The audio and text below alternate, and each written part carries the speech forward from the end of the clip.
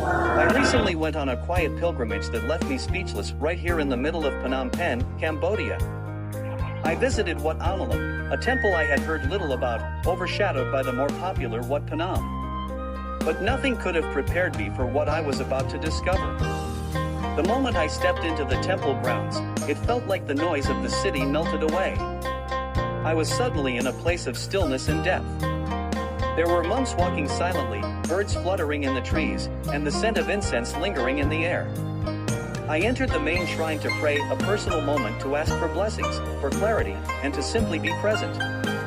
Afterward, a temple attendant, an elderly man with kind eyes, quietly approached me. He said, "This pagoda is 690 years old. Built in the year 1443. That fact alone stunned me. Wat Analam has stood here for almost 7 centuries. It has seen kings crowned, wars waged, and the soul of a nation tested and restored. It's not just any temple, it's the spiritual center of Cambodian Buddhism, the heart of the Mahanikaya order." But then he shared something that made this visit unforgettable. He pointed behind the main pagoda and said, "There's an even older temple there built during the Angkorian period. Over 1,000 years old." I followed his direction and what I saw left me in awe, a hidden structure that felt ancient in every sense of the word.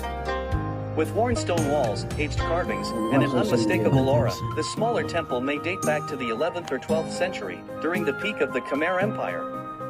Possibly 900 to 1,000 years old, built around the same time as Angkor Wat. Just imagine a millennium-old temple, right here in modern Phnom Penh, almost forgotten by time, yet still standing in silence. Most people visit Wat Phnom, which is about 650 years old, and yes, it's beautiful. But Wat Analam, this one moved me deeply. This temple doesn't ask for attention. It doesn't need flashing lights or tourist crowds. It simply exists, quietly, powerfully, as a witness to an ancient world.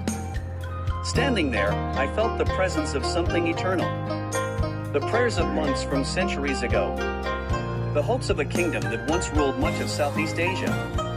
In that moment, I realized I wasn't just visiting a historical site. I was walking in the footsteps of kings and sages.